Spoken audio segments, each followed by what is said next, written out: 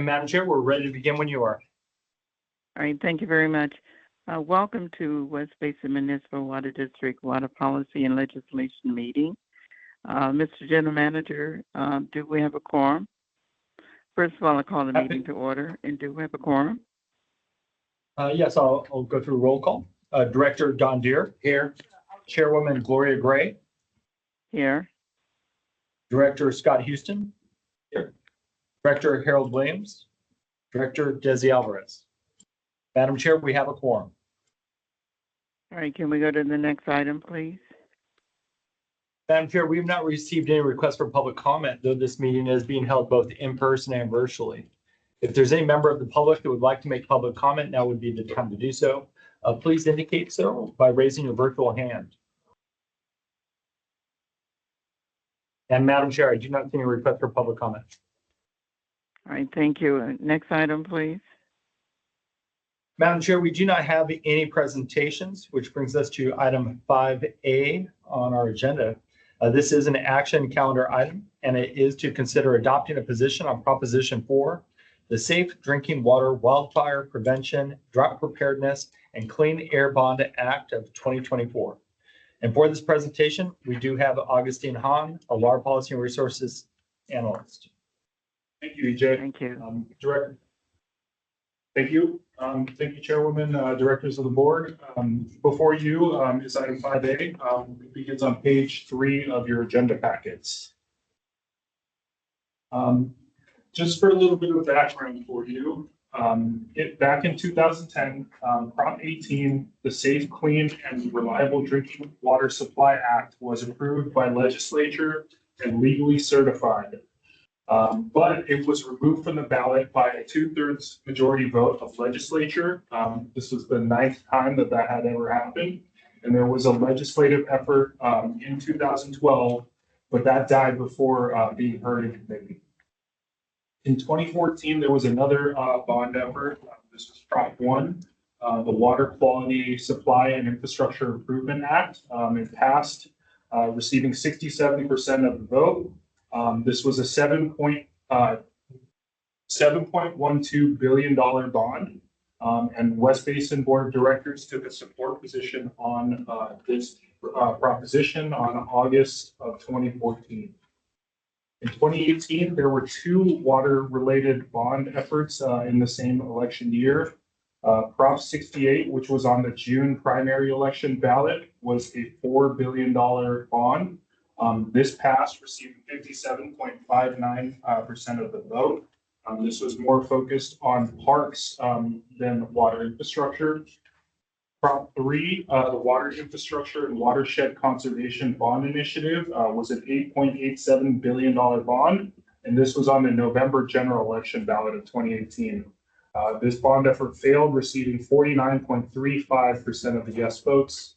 West Basin Board of Directors had a support position on that proposition, which was taken in July of 2018. Since then, efforts to secure bond funding for water and conservation projects have grown to include other climate impacted areas like wildfire prevention, fish and wildlife, coastal lands, extreme heat, and climate resilience. Moving on to the next slide, or on to the effort in 2019 and 2020. Senator Allen introduced a bond to provide critical funds for future wildfire emergencies.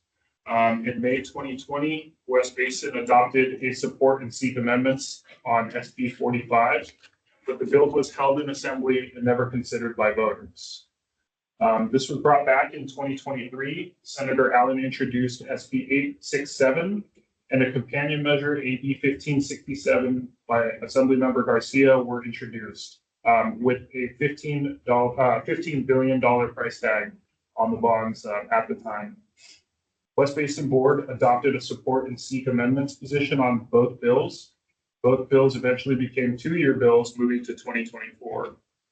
On July 3rd, SB 867 passed legislature and was signed by Acting Governor McGuire just before the statutory deadline to get the measure on the November ballot, becoming Proposition 4. West Basin staff engaged throughout the 18-month process working closely with Aqua, Water Reuse, and Metropolitan Water District to advocate for industry needs.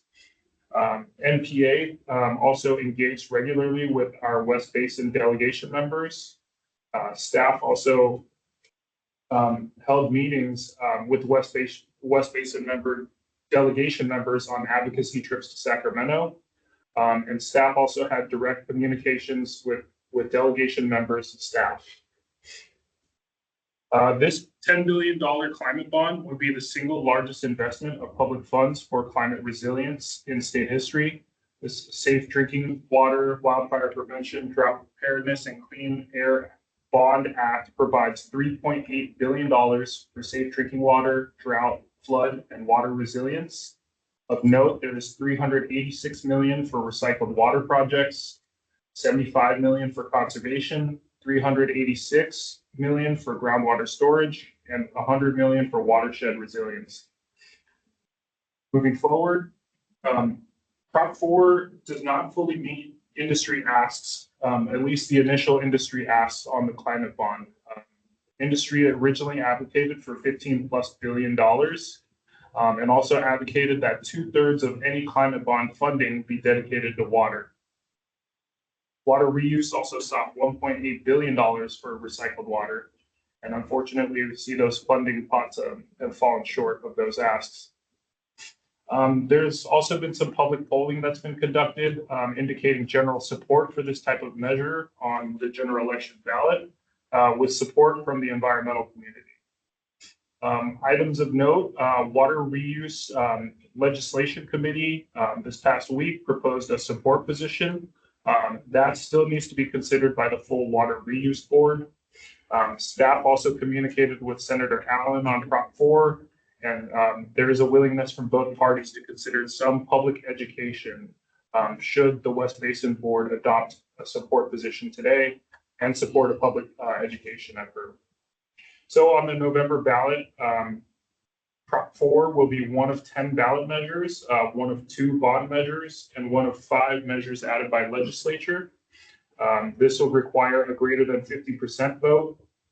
Public agencies can provide general outreach and education. And to reiterate the staff recommendation, it is that the board consider adopting a position on Prop 4. That concludes the presentation, and happy to take any questions. Thank you very much, Augustine. And Madam Chair, I'd just like to add that over the past 2 weeks, I've had the opportunity to meet with several of the general managers and Metropolitan Water District agencies, as well as industry leaders. I think the consensus is that, yes, the legislation as passed by the California State Legislature was not entirely what the industry was looking for.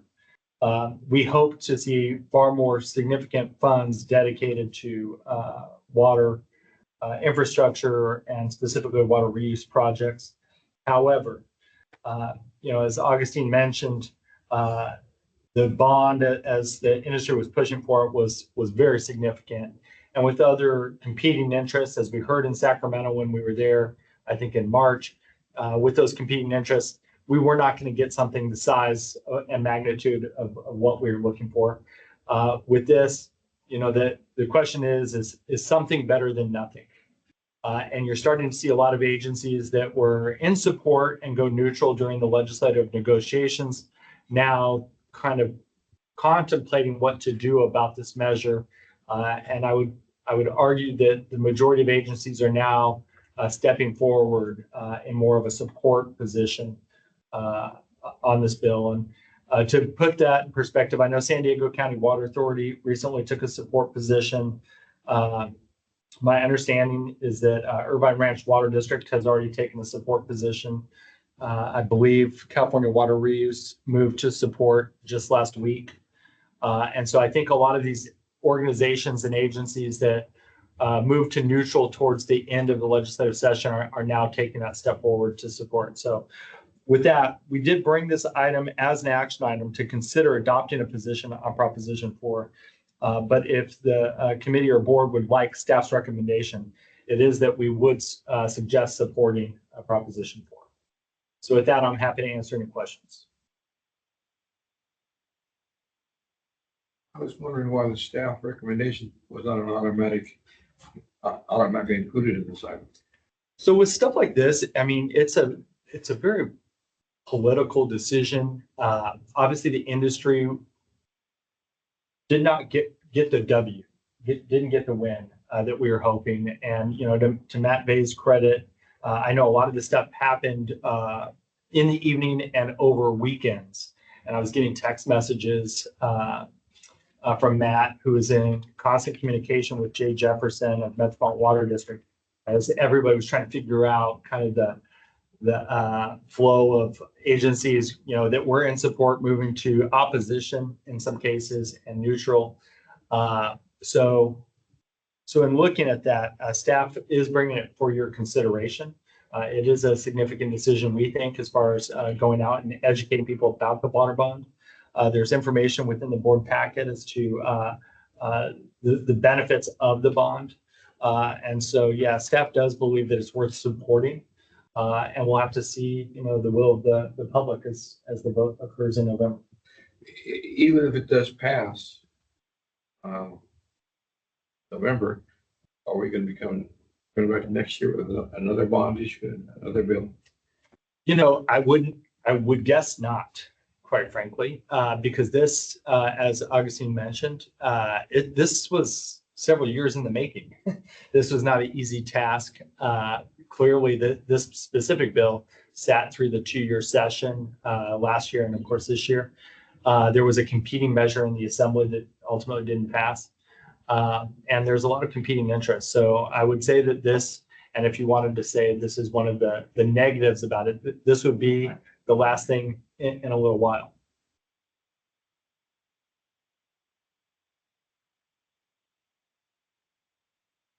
Well, I think we should recommend to the board that we support it.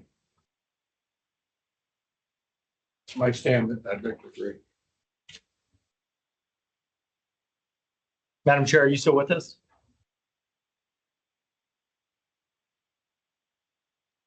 Hello? Yes. Hello? I'm sorry. Are there any other questions? This is Director Houston. Yes, Director Houston. Sure. And so obviously I'm the alternate, but I concur with what Director Jeter said. I think we should support this. I think staff has done a great job leading us up to this point as we've asked them to look at it. I think it's been, more than 10 years, right, EJ, since we've had a bond like this, right? The water bond, wasn't that back in 2014, last water bond? Right. So, you know, these things don't come lightly. This one did make it to the finish line after a lot of work back and forth with our legislature to the 11th hour. And just so the committee knows too, and I mentioned it to General Manager, I just saw that Cal Cities has taken a support position just recently. So that's quite tremendous. You know, League of Cities is supporting this, as well as it is one of our own members' bills, Senator Allen. And I don't have the count, but I would assume almost every one of our delegations supported this. But I know I've ran into Assemblymember Bryan right after they did this. Of course, he's supportive up in the Culver City area. And of course, Assemblymember Rick Chavez-Zabur, who also is working hard to make this happen. So I think that our board should support it. And I'd like to see us look at that as we move forward. So thank you, Madam Chair.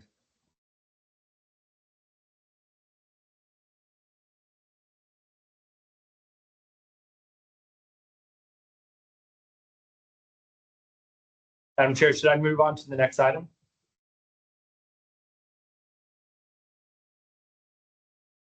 Larry, are you there?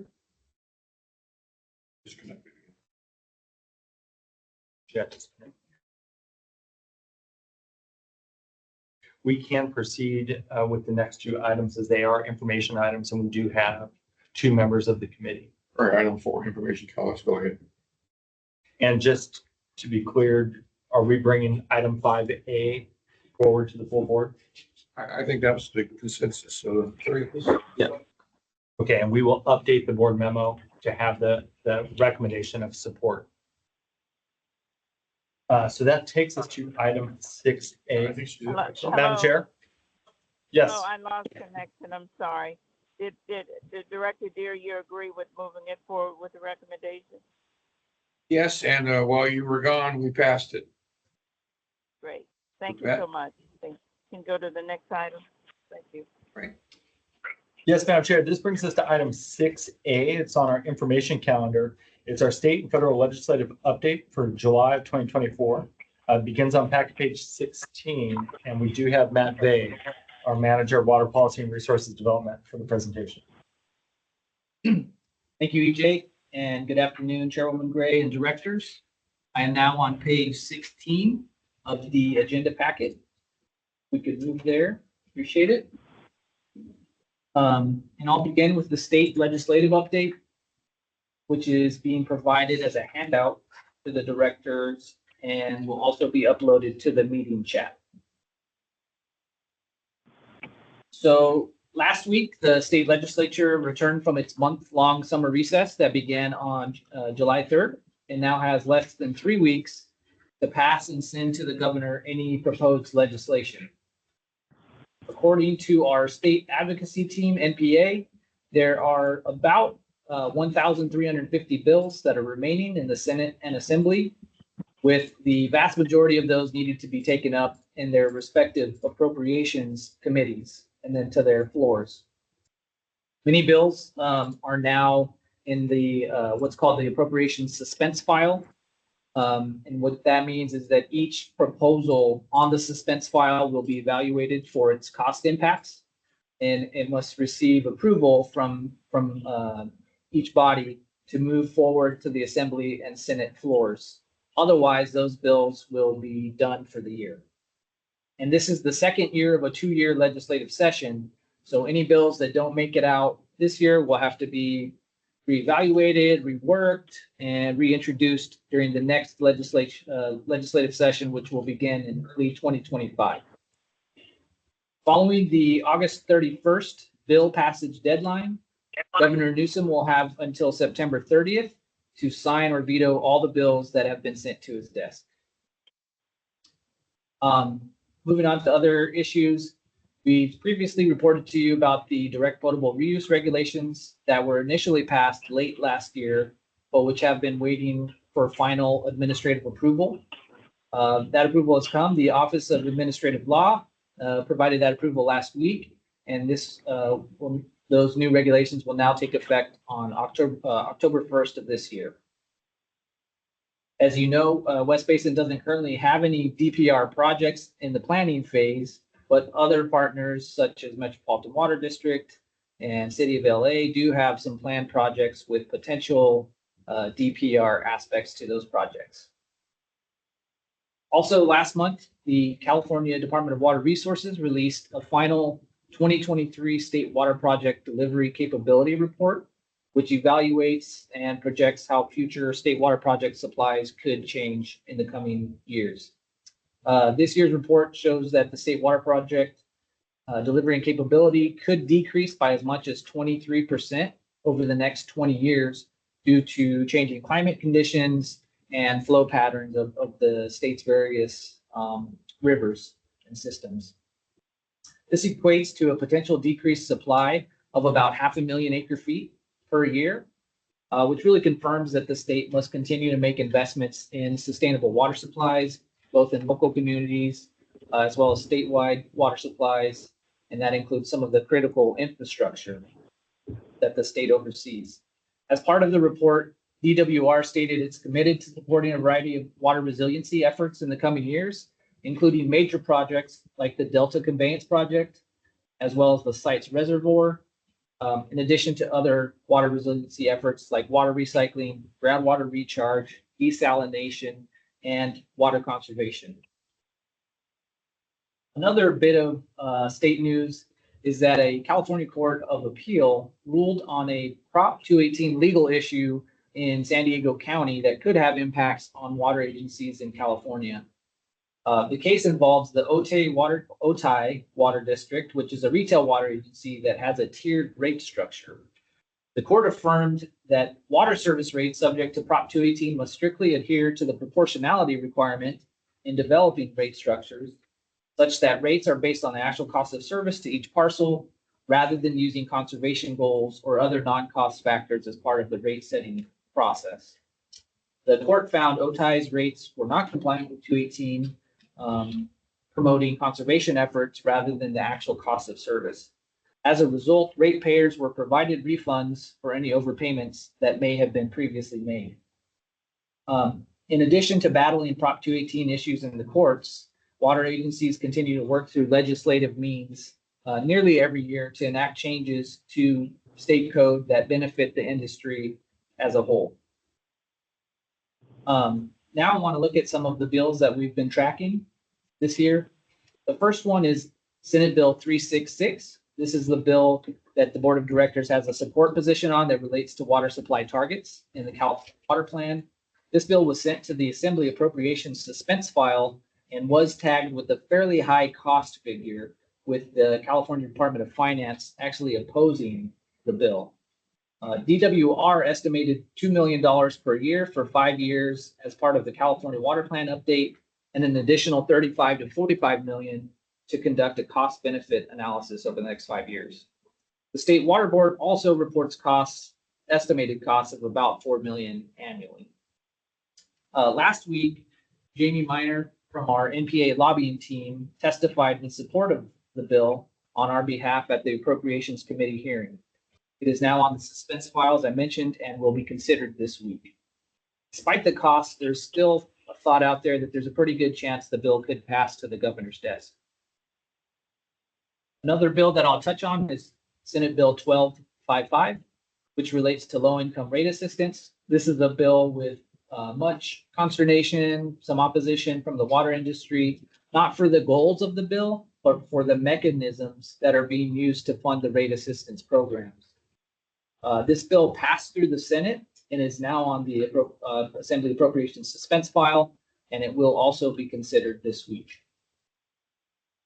I also want to mention the recent rejuvenation of a bill that we tracked closely last year, but which became a 2-year bill and has been dormant for roughly a year now.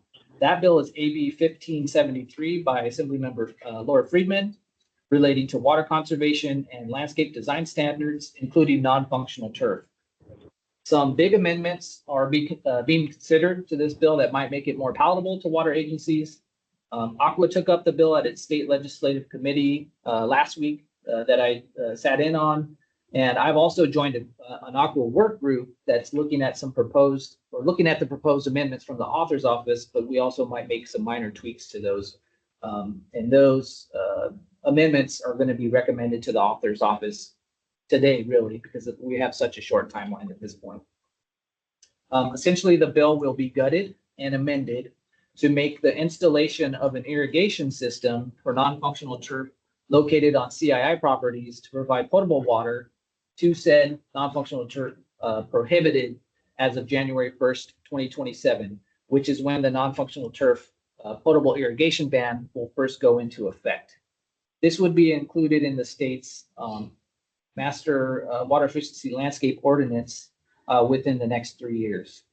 Our work group is looking at slight changes that would specify this is specific to potable water, not recycled water, something that's very important to us, and water reuse, and that repairs or replacement of an existing potable irrigation system prior to January of 2027 will still be permitted. Again, any changes will need to be implemented this week if they're to get into the final version of the bill. I also wanted to report that Assembly Bill 2079 relating to groundwater extractions, which we closely followed this year, and we were considering opposing it in its initial form. However, there were amendments that were made that we didn't need to. That bill did not pass out of its last committee, so it's done for the year. To view the status of other bills, you may read the updated bill report put together by NPA. I believe a link is also being provided in the meeting chat for this report. One last thing on the state ledger report is I was sent this morning a list of the 10 ballot measures for 2024. I will admit that I will not be able to speak at length to many of these, but I will list them out for you. And then we'll also follow up later today by sending this list of ballot measures to all of the board of directors. So there's 5 measures that were added by the legislature.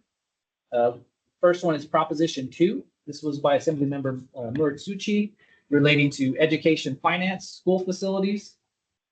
There's Proposition 3 by Assemblymember Lowe, which relates to marriage equality. Proposition 4, which you're very familiar with, which is the climate bond. Proposition 5 by Assemblymember Aguiar Curry, which relates to local government financing, affordable housing and public infrastructure, voter approval. And then Proposition 6 by Assemblymember Wilson relating to slavery. Moving over to the other one here, this is for the by voter signed initiatives. There's an additional 5. And first one is Proposition 32 relating to raising the minimum wage, an initiative statute. Proposition 33, which expands local government's authority to enact rent control on residential property.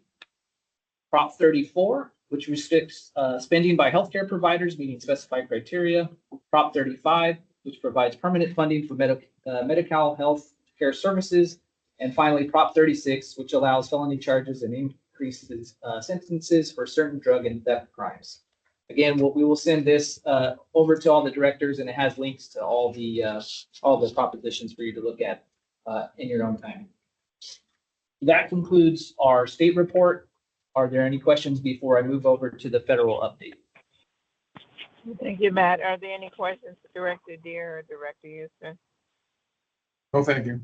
Madam Chair, I just have a quick question of clarification. Matt, what was the first bill you were going over? I missed when you said the number in your discussion. SB 366. 366, is it on the list on the handout or no? It should be on the priority bill list, but Oh, on the, yeah, it might be part of the packet itself. so it was what, SD 366. 366? Okay, Yeah, that's Senator. that was the one that the which department even said it was, The Department of Finance says it has a high cost impact, so they actually opposed it during the Appropriations Committee that was held last week. okay, got it, thank you. Welcome.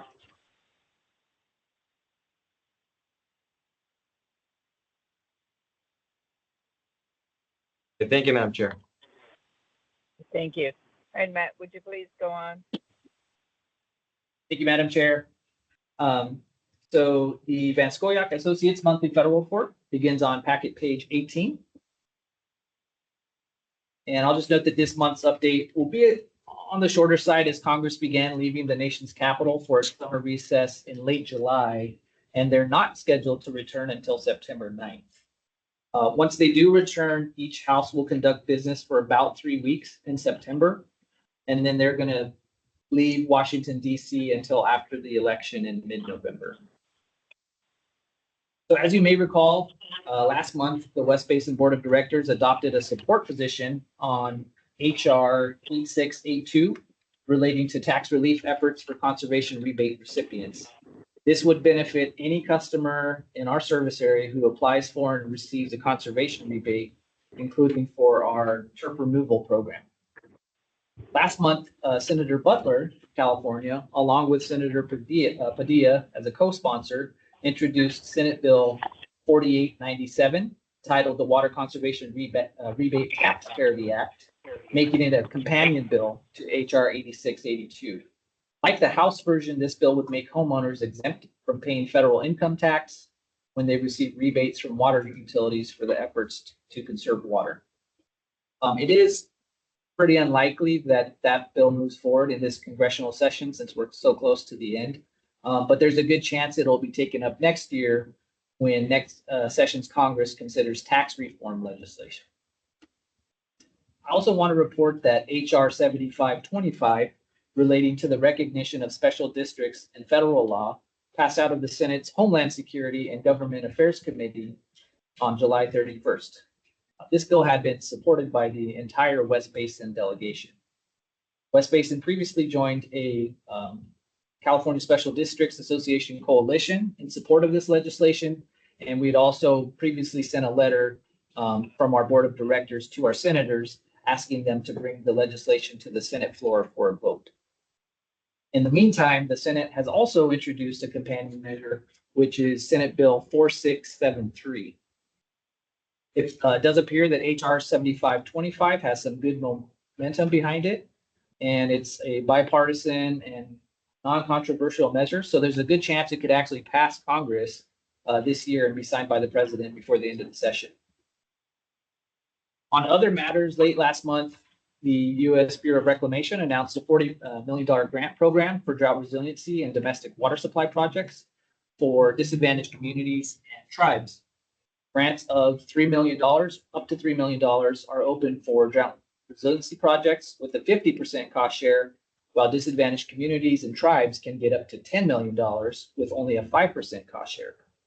Our staff is currently reviewing this opportunity, and we're also working with our grant advisors that we have in place to look at not only this opportunity, but a number of other federal and state grant programs in the coming months for possible consideration.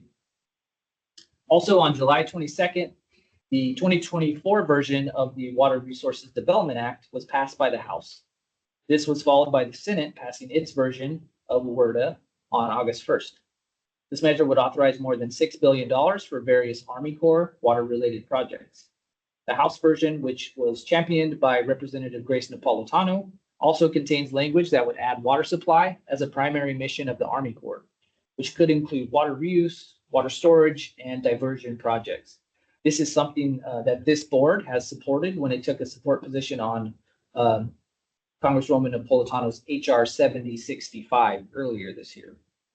The Senate version, however, does not contain this new language, so the two bodies now will have to kind of negotiate whether or not that language gets included in the final version.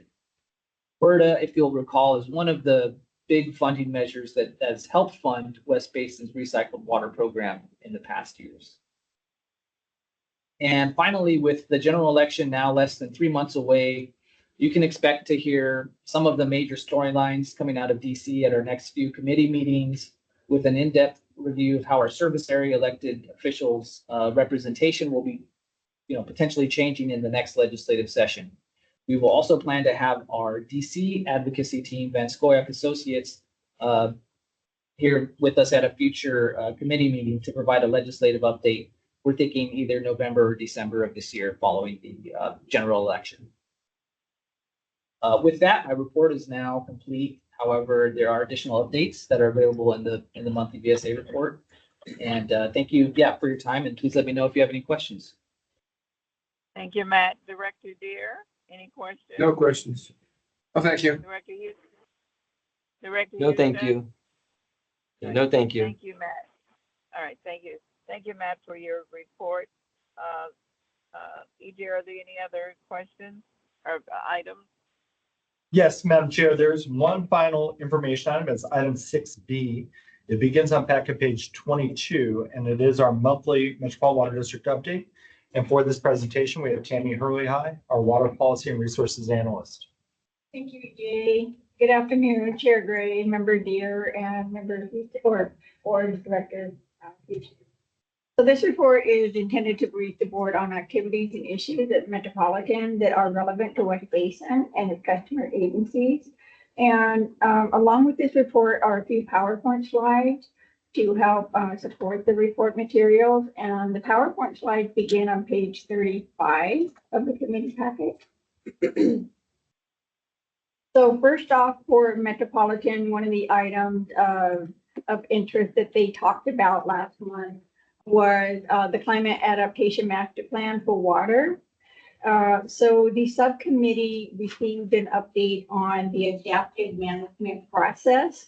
And this process is aligned to integrate real-world conditions in an effort to assess different factors that go into assumptions and time-bound projects, or time-bound targets, I should say. This is an effort to support informed decision-making on future projects. And the Camp for Water schedule is shown here. It lays out many different substantive topics that are anticipated to be discussed before the end of this year. And in addition, a business model guidance document was prepared by Board Chairman Ortega the board vice chair of finance and planning, Ms. Gail Goldberg, and the Camp for Water Task Force Chair, Matt Peterson. So the Camp for Water Task Force is working to create a master plan for consideration by the Metropolitan Board that would consider the impact of climate change upon water supply conditions and the operations of Metropolitan. And this task force is commissioning an ad hoc working group. Specifically, the task force is requesting a series of straw person proposals, at least 2 proposals and no more than 5 to be submitted to this subcommittee for consideration. And each of these proposals should be established in the need to stabilize metropolitan revenues and embed flexibility to adapt to climate change. So these are intended to address the factors of opportunity for business model refinement. And it is anticipated that these proposals would be ready for an information item by November of 2024. We can go to the next slide, please. So regarding the general manager's business plan for fiscal year 24-25, last month, the interim general manager had presented the business plan to the board members of the executive committee. And that business plan, this is a requirement under Metropolitan's administrative code. There are a set of 5 strategic priorities that are outlined here in this slide. These are all incorporated into that business plan. And the business plan follows the priorities and structures set forth 2 years ago. And it identifies a total of 38 outcomes where there are specific work that will be tracked and reported monthly to the board in the general manager's report. And many of these are already updated to build upon the progress of last year's, while there are some that are newly emerging items. Next slide, please. So regarding the climate pollution reduction program for zero emission, as you may recall, we reported here to you on this item a few months ago regarding a grant opportunity with Metropolitan to submit a funding application to the EPA to support the purchase of zero emission vehicles. Unfortunately, Metropolitan's application was not selected by the EPA for funding. So I just wanted to provide you with that update. And thank you all the board for your support on that item. This was a very competitive solicitation process. And in the state of California, the only project that was selected was for the South Coast Air Quality Management District. So Metropolitan will continue to work with its member agencies to identify future funding opportunities. And we hope to be part of another opportunity in the near future. And then regarding board meeting actions, so included in this report are many attachments that tell you about the items that were voted on during July, along with the list of items that the board will consider at the next meeting. So the August meeting, they will be scheduled this month, will be next Monday, August 19th, and Tuesday, August 20th. We can go to the next slide. Yeah, board agenda look ahead. So there's about 5 things that are listed here. And the first one is to adopt a resolution to accept $5 million of funding from Reclamation. This is to support the inland feeder San Bernardino Valley Municipal Water District Foothill Pump Station Intertie project. So this project is one of the 4 projects currently underway that Metropolitan is working on that will provide the ability to directly deliver water from Diamond Valley Lake to the Rialto pipeline.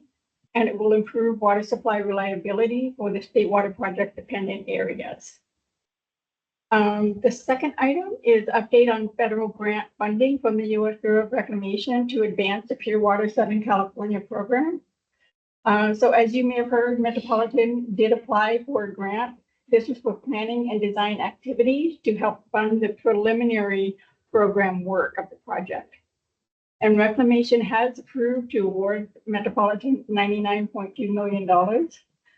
This is a planning grant only, and again, is to focus on early design activities. Metropolitan grant application did not request funds for construction cost of the project because the board has not yet approved the project as a program within their capital investment plan. The third item that would be of interest is the zero emission vehicle update. So staff is planning to bring a report to the board and committee next week to report on the transition of the regulatory milestones in this area with a funding strategy that they will be proposing. And then the Legislation and Communication Committee, the staff will provide an update on results of a recent public opinion research for the Pure Water Southern California. It might be of interest. And then lastly, at the One Water and Stewardship Committee, an item to authorize the general manager into a forbearance agreement with other water agencies to further conservation programs. So there is an obligation for California water users to reduce the Colorado River use, and entering into a forbearance agreement would be mutually beneficial for all parties. And this item follows in a series of agreements in collaboration to protect the Colorado River and its supplies. And next slide, please. I believe this is the last slide. This is a look at the water supply conditions. A newly updated chart that Metropolitan puts out now to look at all of the imported water supplies. So the Northern California Sierra snow water equivalent, it peaked at 35.1 inches on April 1st, and that was 123% of normal for that day. The Northern California accumulated precipitation, also referred to as the 8-station index, reported 47.2 inches or 90% of normal. The Lake Oroville storage is at 85% capacity. The lake storage is at 2.91 million acre feet, which is 80% of its total capacity.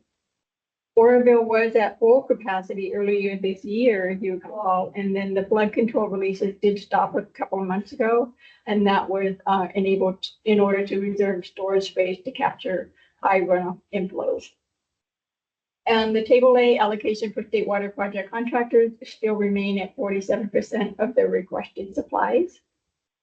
And the next row in the blue shaded area for the Colorado River supplies show the Colorado River Basin snow water equivalent peaked at 17.2 inches on April 3rd, which was 115% of normal for that day.